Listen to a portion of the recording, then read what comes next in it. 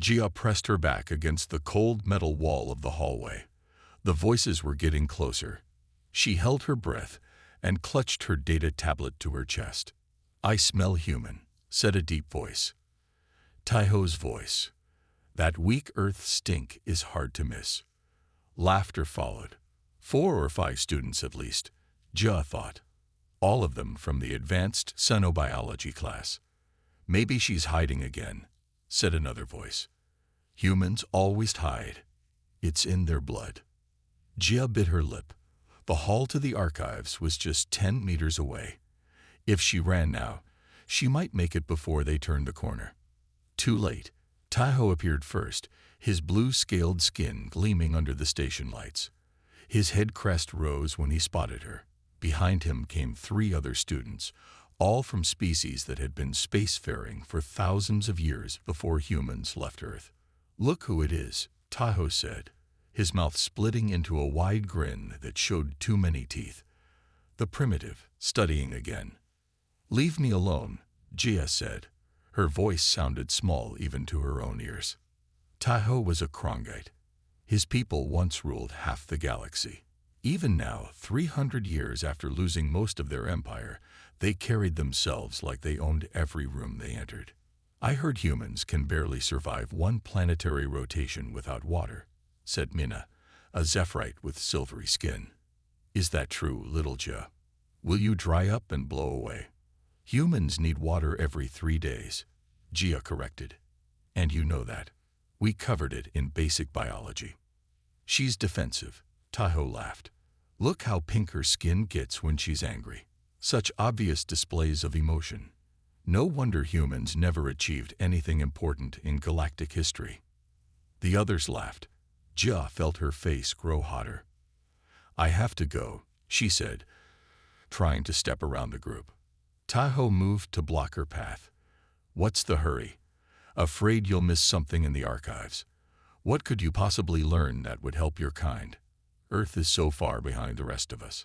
"At least let me see what she's studying," said Donghae, an Arachnian whose multiple eyes blinked in sequence as he snatched Jia's tablet. "Give that back." Jia reached for it, but Donghae held it high with one of his 4 arms. "Advanced propulsion systems," he read aloud. "Why bother? Human ships are barely faster than space debris." The group laughed again. Jia felt tears forming but forced them back. Crying would only make things worse. "Professor Hyun thinks I have potential," she said quietly. Taiho's head crest flattened slightly at the mention of the history professor. "Old Hyun is soft on humans. Everyone knows that." "Perhaps he pities her," Mina suggested. "The only human at the Galactic Academy. A charity case." "I earned my place here," Jia said. Her hands curled into fists. "My test scores were higher than yours, Taiho."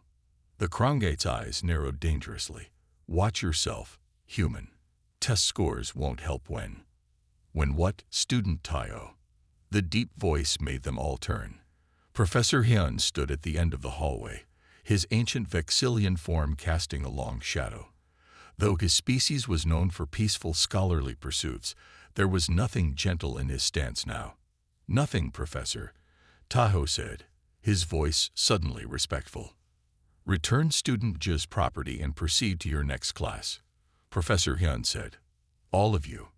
Donghae dropped the tablet into Jia's hands. The group moved away quickly, but Taiho lingered long enough to whisper, "This isn't over, Earth Girl." When they were gone, Jia let out a shaky breath. "Thank you, Professor." Professor Hyun's 4 eyes blinked slowly. "You were headed to the archives." Jia nodded. "I wanted to research the 3rd galactic conflict." Something flickered across the professor's face. An interesting choice, not part of the standard curriculum. "I had a dream about a space battle," Jia admitted. "It felt real." Professor Hyun was silent for a long moment. "Dreams can be powerful things, Jia, especially for humans." He gestured toward the archives. "Come. I'll show you some files that aren't in the public catalog.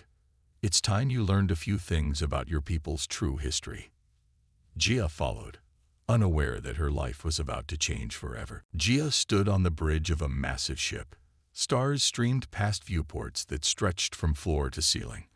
Officers in dark uniforms moved around her with purpose. They spoke to her with respect in their voices. "Admiral, the enemy fleet has been spotted near the Vega system." In the dream, Jia's mouth moved of its own accord. "Deploy battle groups 3 and 4. Tell them to hold position until I give the signal." Her voice sounded different, older, commanding. The officer saluted. "Yes, Admiral Han." Jia woke with a gasp. Her small room in the student quarters was dark and quiet. The clock showed 3:27 in the morning. This was the 5th night in a row she'd had the same dream. She sat up and touched her forehead. It was damp with sweat. The dreams felt so real. Not like normal dreams that fade quickly, but like memories. "Lights," she said, and the room brightened. Jia went to her desk and picked up her tablet. She opened a file she created to record the dreams. Tonight, she learned a name: Admiral Han. She typed quickly, trying to capture every detail before it slipped away. The ship design, the uniforms, the battle plans that somehow made perfect sense to her while she was dreaming. Her alarm chimed at 6 o'clock. Jia had fallen asleep at her desk. She hurried to get ready for class. Professor Hyun's history lecture was about the formation of the current Galactic Council. As always, humans were barely mentioned. After the Peace of Altair was signed, Professor Hyun said, the major powers agreed to a system of shared governance. Tahoe raised his hand. "Professor, my father says the Krongate Empire should have been given more seats on the council. We controlled more systems than any other race." "History is written by those who survive it," Professor Hyun replied. His 4 eyes blinked in sequence. "And sometimes, what is written is not what happened." After class, Professor Hyun asked Jia to stay behind. "I've been reviewing your archive access logs," he said when they were alone. "You've been researching old military conflicts." Jia nodded. "I'm trying to understand my dreams." "Tell me about these dreams." She hesitated, then described the Starship Bridge, the battles, the name Admiral Han. Professor Hyun was very still. "Interesting. And when did these dreams begin?" "About a week ago. They're getting clearer each night." The professor walked to the door and sealed it. Then he did something to his desk console that made the room's lights dim slightly. "What I'm about to tell you is not in any official record," he said. 300 years ago, humans were not the quiet, overlooked species they appear to be now." Jia leaned forward. "What do you mean?" "Several species attacked human colonies without warning. They thought Earth would be an easy conquest." Professor Hyun's voice grew softer. "They were wrong." He touched his console, and a hologram appeared between them. It showed a fleet of ships Jia recognized from her dreams. Humanity's response was remarkable. Within 5 years, human forces controlled a third of the galaxy. Their main fleet was led by a tactician whose name became legend. Professor Hyun looked directly at Jia. "Admiral Han." Jia felt dizzy. "But there's nothing about this in our history books." That was part of the peace treaty. All records of human military achievement were erased. In exchange, the aggressors agreed to never attack human worlds again. Why would humans agree to be forgotten like that? Professor Hyun's expression was unreadable. Sometimes appearing weak is the best strategy of all. He handed Jia a small data crystal. "This contains restricted files about the War of Reclamation. Study it in private." As Jia left the classroom, Tahoe was waiting in the hall. From his face, she could tell he had heard at least part of their conversation. "What was that about, human?" he demanded. Jia clutched the data crystal tightly in her hand. "Nothing important, just extra credit work." Tahoe's eyes narrowed. "You're lying. I'm watching you." As he walked away, Jia felt something strange inside her. Not fear, as usual, but something new. Something that felt like the Admiral from her dreams. Jia found a quiet corner in the archives where no one would see her screen. Her hand shook as she inserted Professor Hyun's data crystal into her tablet. A message appeared. Restricted access. The purge file is.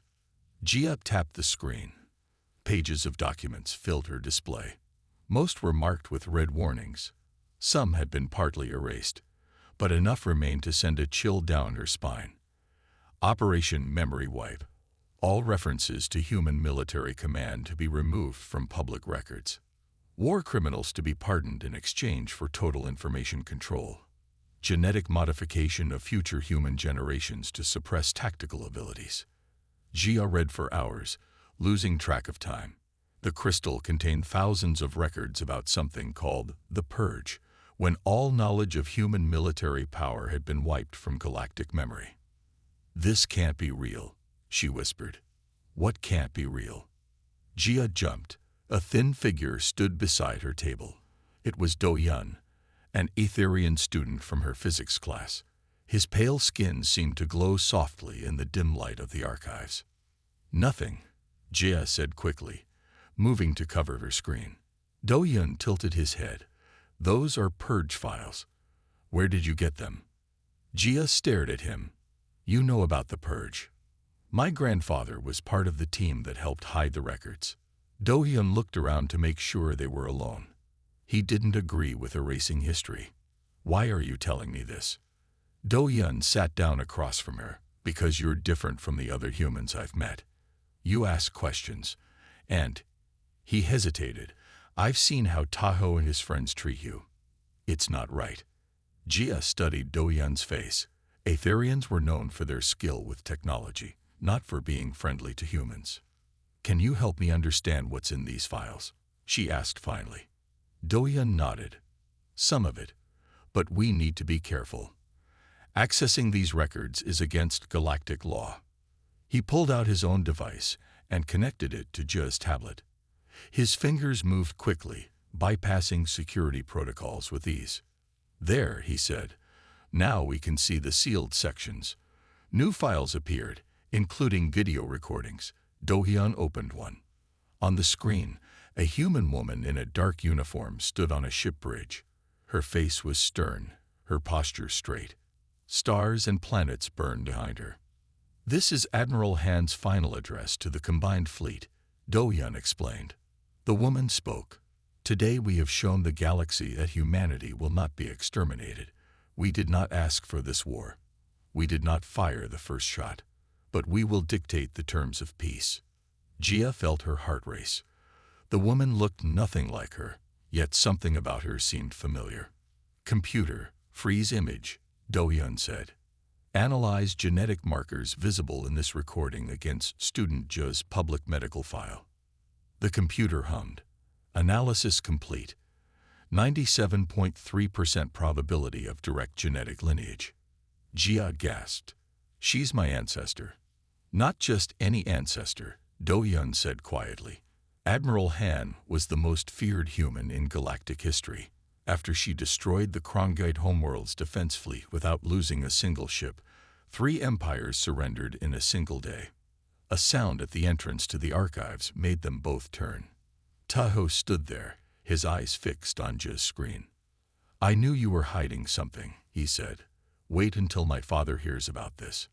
Before Jia could respond, Do-Hyun touched his device. The screens went dark. "You saw nothing unusual," Do-Hyun said calmly. "Just 2 students studying physics." Tahoe laughed. "Your Aetherian mind tricks don't work on Krongites." He pointed at Jia. "You've broken the treaty, human. There will be consequences." As he stormed away, Jia turned to Do-Hyun. "What does he mean?" "The peace treaty didn't just erase history," Do-Hyun explained. "It forbids humans from learning their true past. If the other species discover that humans are remembering..." He didn't finish the sentence. He didn't need to. War would return to the galaxy. Professor Hyun's private office was hidden deep in the Academy's oldest section. The walls were lined with real paper books, a sight Jia had never seen before. Do-Hyun stood nervously by the door, while Jia explained what had happened with Tahoe. Professor Hyun listened without interrupting. When she finished, he sighed deeply. I feared this would happen, he said. Taho's father is Commander Kiju, head of Krongite military forces. If he learns about this, it could spark a crisis. But why? Jia asked. It's just history. It happened 300 years ago. Because the peace was built on fear, Professor Hyun said. The other species feared what humans might do if provoked again. The professor touched a hidden panel on his desk. A section of the wall slid open, revealing a small room filled with old technology. In the center stood a holographic projector. I've kept these records safe for nearly 200 years, he said. It's time you saw the full truth. The projector hummed to life. A three-dimensional map of the galaxy appeared, with colored areas showing different territories. 300 years ago, humans were new to interstellar travel, Professor Hyun began. Your people had colonies on only 12 planets. You were seen as weak, primitive, easy targets. The map changed, showing attacks on human worlds. 7 species formed an alliance to divide human territory among themselves. They attacked without warning, killing millions. Jia's stomach tightened as she watched the simulation of planets burning. What happened next shocked the galaxy, Professor Hyun continued. Humans had hidden their true military strength. Within days, they launched a counterattack led by your ancestor, Admiral Han. The map changed again. A wave of bright blue spread outward from Earth, consuming whole sections of alien territory. In just 5 years, human forces conquered a third of known space. No one could stop them. The Admiral's tactics were unlike anything seen before. Some called them impossible.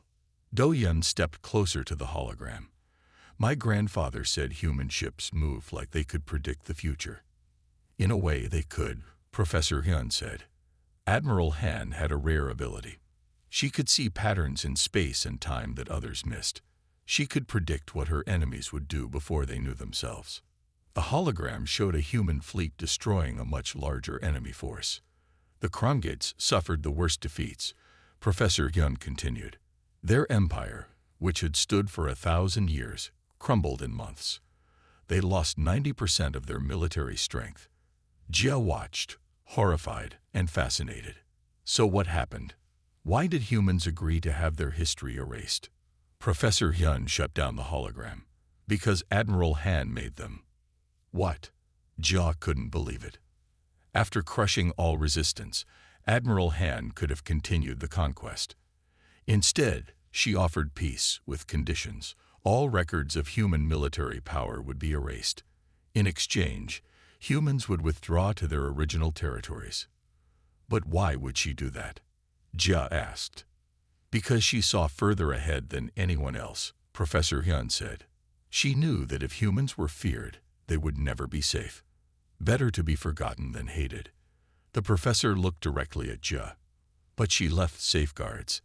Special genetic markers in her bloodline that would activate if the treaty was ever broken. The dreams, Jia whispered.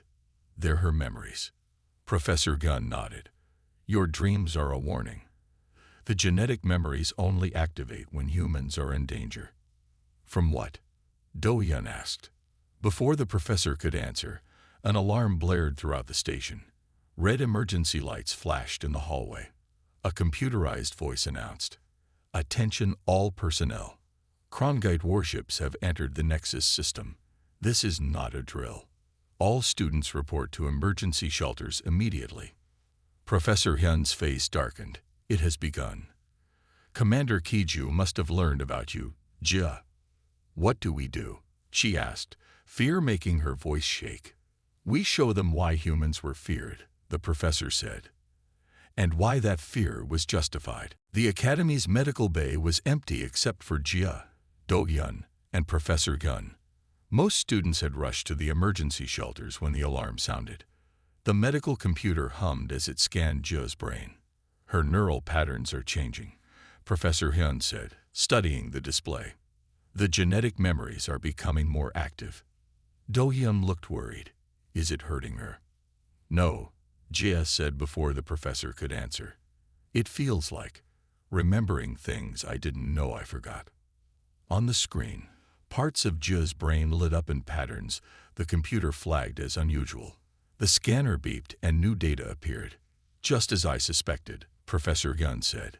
You have Admiral Han's full genetic package. The suppression protocols should have kept it dormant, but something has triggered it. The dream started a week ago, Jia said. Right after we studied the Battle of Orion Belt in your class. Professor Hyun nodded. Names and places from the real war were hidden in that lesson. I've been testing select students for years, looking for someone like you. Outside the medical bay, they heard running footsteps and shouting. The Krongite ships were now in orbit around the station. We don't have much time, the professor said. Jia, I need to activate the rest of your genetic memories. Is that safe? Do-yeon asked. Safer than letting Commander Kiju's forces board this station, Professor Hyun replied. He took out a small device from his pocket. This will speed up the process. Jia hesitated, then nodded. Do it. The professor placed the device against Jia's temple. It made a soft clicking sound. At first, nothing happened. Then Jia gasped. Images flooded her mind. Starship schematics, battle formations, weapon systems, tactical analyses of hundreds of space battles. I can see them, she whispered. All of Admiral Han's battles. All her knowledge. Jia stood up straighter. Her voice became firmer. The Krongites have 3 warships in orbit. Old models, Devastator class. Their shields have a weakness on the ventral side. Professor Hyun and Do-yeon stared at her. How do you know that? Do-yeon asked. Because Admiral Han destroyed 27 of them during the Battle of Proxima, Jia said matter-of-factly. I need access to the station's defense systems. The medical bay door slid open. Taho stood there with 4 armed Krongite guards. His father, Commander Kiju, stepped forward. He was taller than Taho, with deeper blue scales and a fully extended head crest that signified his high rank. So this is the human who carries the Admiral's genes, Kiju said, his voice cold. A girl who barely knows how to fly a shuttle. Father, I told you she's dangerous, Taho said. The genes are active. Commander Kiju laughed. It doesn't matter. No single human can stop us now. The treaty is broken. We will take back what was ours. You're making a mistake, Professor Gunn warned. The treaty had safeguards you don't understand. The time for talk is over, Kiju said. He turned to his guards. Take the human girl to my ship. Kill the others. As the guards raised their weapons, Jia felt something shift inside her mind. A calm certainty replaced her fear. She knew exactly what to do. Station computer, she said in a clear voice. Emergency protocol Han Alpha 37. Voice authorization. Genetic code match Admiral Han. The lights in the medical bay flickered. Then a computerized voice responded. Genetic match confirmed. Emergency protocol activated. Commander Kiju's eyes widened in shock. What is this? Throughout the station, hidden panels slid open in walls and ceilings. Small defense turrets emerged, aiming directly at the Krongite guards. Jia smiled. It was the smile of Admiral Han, confident and dangerous. You should have studied your history better, Commander, she said. Humans never forgot. We just waited. The defense turrets held Commander Kiju and his guards in place. No one dared to move. Lower your weapons, Jia ordered. Her voice was calm but firm. The Krongite guards looked at their commander. Slowly, Kiju nodded, and they placed their weapons on the floor. This changes nothing, Kiju said. My ships still surround this station. Jia walked to a nearby console and pressed her hand against it. The screen lit up with a station-wide map showing all security systems. Do-yeon, she said, can you access the communication center from here? The Aetherian nodded and moved to the console. His fingers flew across the controls. I'm in, he said after a moment. What do you need? Send a message to Earth. Security code Admiral 7 to 93 Delta. Taho stepped forward. Father, we should. Be quiet. Kiju snapped. He studied Jia with narrow eyes. You're bluffing. Earth has no defense fleet. We made sure of that. Jia smiled. Did you? Or did you see what we wanted you to see? On the console screen, a message appeared. Code received. Response incoming. Professor Hyun moved closer to Jia. We need to know what this is about. Why attack now, after 300 years of peace? Ask him, Jia said, pointing at Kiju. Ask about the Centennial Galactic Summit. Kiju's head crest flattened against his skull, a sign of surprise in Krongates. How do you know about that? He demanded. I know everything Admiral Han knew, Jia replied, including how to recognize patterns of fleet movement. You've been gathering ships for months. Do-Yun looked up from the console. I found something. Secret communications between Commander Kiju and leaders from 5 other species. The screen showed message logs and battle plans. Jia read them quickly. The summit, she said. All human diplomats will be there in one place. Easy targets. Tahoe looked shocked. Father, you said this was just about reclaiming our old territories. It is, Kiju growled. Humans have hidden their strength for too long while we became weak. The Alliance will fix that. By starting another war? Professor Hyun asked. By finishing what we started 300 years ago, Kiju said. Humans are a threat that should have been eliminated then. The station shook as something hit it from outside. Warning lights flashed. They're firing on us, Do-Yun reported. The Krongate ships have begun their attack. Jia closed her eyes. In her mind, she saw ship positions, weapon ranges, and defensive options, all from Admiral Han's memories. Station computer, she called out. Activate defense pattern Han Omega. Defense pattern Han Omega activated, the computer responded. Outside, hidden weapon ports opened all over the station's surface. Energy beams shot out, hitting the Krongate ships with perfect accuracy. On the console screen, they watched as the Krongate vessels' shields failed. They weren't destroyed, but they couldn't keep fighting. Impossible, Kiju whispered. This station is supposed to be unarmed. Like I said, Jia replied, you saw what we wanted you to see. The console beeped. A new message appeared. Earth fleet responding. ETA 17 minutes. Earth has no fleet, Kiju shouted. Earth has the largest fleet in the galaxy, Jia corrected him. We just kept it hidden, as the treaty allowed. What treaty? Tahoe asked, confused. The history books say. The history books say what the public needed to believe, Professor Gunn explained. The real treaty had secret clauses.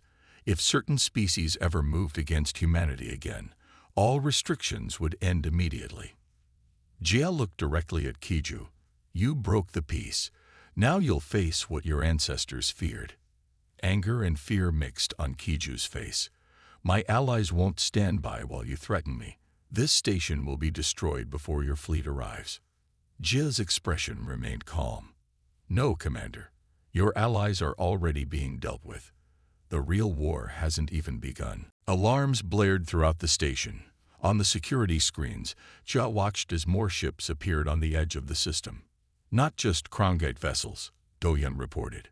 Ships from the Zephyrites, and Arachnians too. Jia felt Admiral Han's memories flowing through her mind like a river. Battle plans and tactical options appeared fully formed in her thoughts. We need to reach the central command room, she said. From there, I can control all station defenses. Professor Hyun nodded. I know a back route, but what about them? He gestured toward Kiju and Tayo. Bring them, Jia decided. We might need them. They moved through empty hallways. Most students and staff had gone to the emergency shelters. Jia walked with a new confidence. Her posture was straight, her steps sure. She looked nothing like the shy girl who had once hidden from bullies. Tahoe noticed the change. You're different, he said as they walked. You move like a commander. I am a commander, Jia replied without looking at him. Or at least, part of me is. They reached a service tunnel that led toward the center of the station. As they entered, Kiju made his move. He shoved the guard next to him and grabbed a weapon. "Stop," he shouted, pointing the gun at Jia. "This ends now." Everyone froze. Jia turned slowly to face him. "Your ships are disabled," she said calmly. "Earth forces will be here soon. Surrender is your only option." Kiju laughed. "You think I came with just 3 ships? More are on the way. This station will be destroyed before your precious Earth fleet arrives." "Father, don't." Tahoe moved toward him. "This isn't right." "Stay back." Kiju snapped. "Humans have fooled us for too long. They pretended to be weak while secretly building their strength. They deserve what's coming." Jia took a step forward. Kiju's finger tightened on the trigger. "One more step and I fire," he warned. "You won't," Jia said. Her voice had changed. It was deeper, more commanding. The voice from her dreams. "You know what happened to the last Krongit who threatened Admiral Han." Kiju's eyes widened in fear. Without thinking, he took a step back. In that moment of hesitation, Jia moved. Admiral Han's combat training guided her body. She stepped to the side as Kiju fired, the shot missing her by inches. Then she struck, hitting precisely the spot where Krongit nervous systems were most vulnerable. Kiju fell to the floor, paralyzed but conscious. "How did you know how to do that?" Do-hyun asked, amazed. "Admiral Han fought Krongites for years," Jia replied. "She learned their weaknesses." They continued to the command center. When they arrived, Jia went straight to the main control panel. Her fingers moved across it with practiced ease, entering codes and commands she had never consciously learned. "Accessing main defense grid," she announced. "Activating all systems." Around the station, weapon systems powered up. Hidden missile launchers rotated into position. Shield generators hummed to life. "Sending message to all approaching ships," Jia continued, "identifying myself as Admiral Han's descendant and invoking Treaty Clause 7. "What's Treaty Clause 7? Tahoe asked Professor Hyun. "The ultimate deterrent," the professor explained. "If any signatory species attacks humans again, all human worlds will immediately launch their full military response. No warnings, no negotiations." On the main screen, they could see the enemy ships suddenly stopping their advance. Some began to turn away. "They recognized the code," Do-hyun said. "They know what it means." Jia opened a communication channel to all ships in the system. When she spoke, it was with Admiral Han's authority. "This is Jia, descendant of Admiral Han, addressing all hostile forces. You have violated the peace treaty. Earth forces are incoming. Any ship still in this system in 15 minutes will be considered an enemy combatant and destroyed." She turned to face Tahoe, who stared at her in awe and fear. "Tell me," she said, "do the history books still seem wrong to you?" Before he could answer, the station's sensors detected new ships arriving. But these weren't enemy vessels. They were Earth's hidden fleet, and they had arrived early. The Galactic Summit was held in the Great Hall of Nexus Station. Representatives from 37 species sat around a massive table. At one end stood Earth's ambassador, a tall woman named Shuma, whom now faced the angry delegates. "You've deceived us all," shouted the Zephyrite ambassador, his silver skin flashing with emotion. "Humans maintained a fleet in secret. We maintained a defense force, as permitted by the treaty," Sumi replied calmly. "The same treaty your forces just violated." Screens around the hall showed the Earth ships now surrounding the station. They were sleek and powerful, clearly built with advanced technology. This meeting was supposed to be about trade agreements, the Arachnian delegate complained, not military threats. "Yes," Shumi agreed. "It was, until we discovered the plot to attack all human representatives during the summit." Murmurs spread through the hall. Not all species had been part of the conspiracy. The doors slid open. Jia entered, followed by Professor Hyun and Do-hyun. Behind them came Tahoe, guarding his father. Commander Kiju's hands were bound, his head crest flat against his skull in shame. Suvin nodded to Jia with respect. Thank you for alerting us, Jia. Your message saved many lives. The delegates stared at Jia. Some of the older ones seemed to recognize something in her face or posture. Who is this human? Demanded the Krongate ambassador. This is Jia, Sumi announced, descendant of Admiral Han and carrier of her genetic memory. Several delegates gasped. One elderly Zephyrite actually stood up and backed away from the table. Impossible, he whispered. Admiral Han died centuries ago. Her tactical genius lives on, Sumi said, as does our commitment to peace and our readiness for war. Jia stepped forward. When she spoke, her voice carried Admiral Han's authority. 300 years ago, my ancestor offered peace instead of conquest. That peace had conditions. One was that humans would appear to forget their military history. The other was that no species would ever attack humans again. She gestured toward Kiju. Commander Kiju and his allies broke that treaty. They planned to eliminate all human representatives today and launch attacks on human worlds. These are serious accusations, said the Vexillian mediator. What proof do you offer? Dohyun connected his device to the room's main display. I've accessed Commander Kiju's private communications. They detail the entire plan. The screen showed battle plans, ship movements, and messages between the conspirators. The evidence was clear. The Krongite ambassador's scales darkened with anger. Commander Kiju acted without authorization. The Krongite government had no knowledge of this plot. That's a lie, Kiju snapped. You approved the plan yourself last month. More arguing broke out. Jia watched silently, Admiral Han's memories helping her understand the political maneuvering. Enough. Sumi's voice cut through the noise. What matters now is what happens next. She touched a control on her wrist. The screens changed to show human ships positioned near key worlds across the galaxy. As you can see, Earth has been prepared for this moment. We could strike at any time. Sumi paused to let that sink in. But we choose not to. Surprised murmurs filled the room.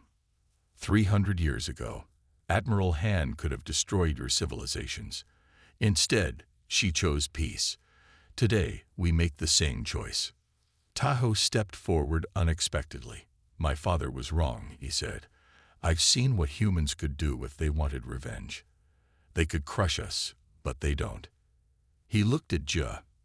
I used to mock her for being weak.